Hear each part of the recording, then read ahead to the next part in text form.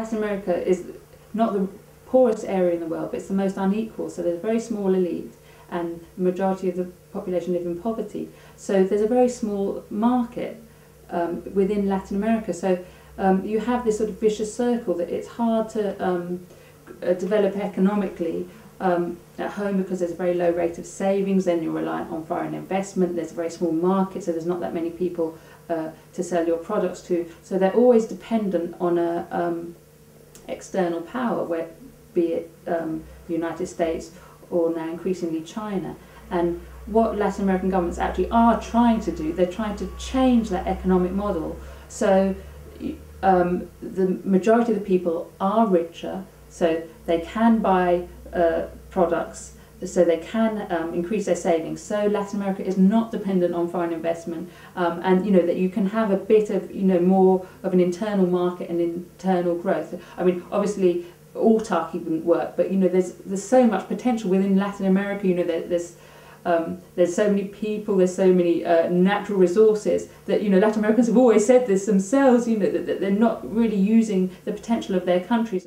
If you're going to blame anyone for sort of Latin America's poverty or underdevelopment, I think you'd both blame the sort of Latin American elite,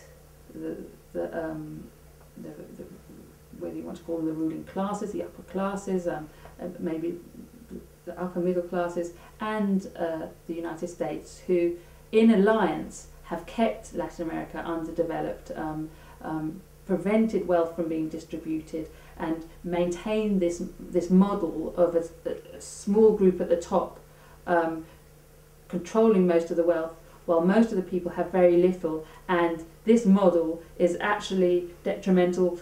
It is in contrast to the model that we have, the social democratic model we've had in Europe, for example, where the wealth is slightly better distributed, and then you have a more of an internal market, and you get more of a sort of internal dynamism to your economy, and you're less dependent on foreign investment and so on. So there are long, the historical reasons for Latin American underdevelopment. It's not just the US. The US isn't simply imposing its will or pulling the strings of a puppet or dictating events there.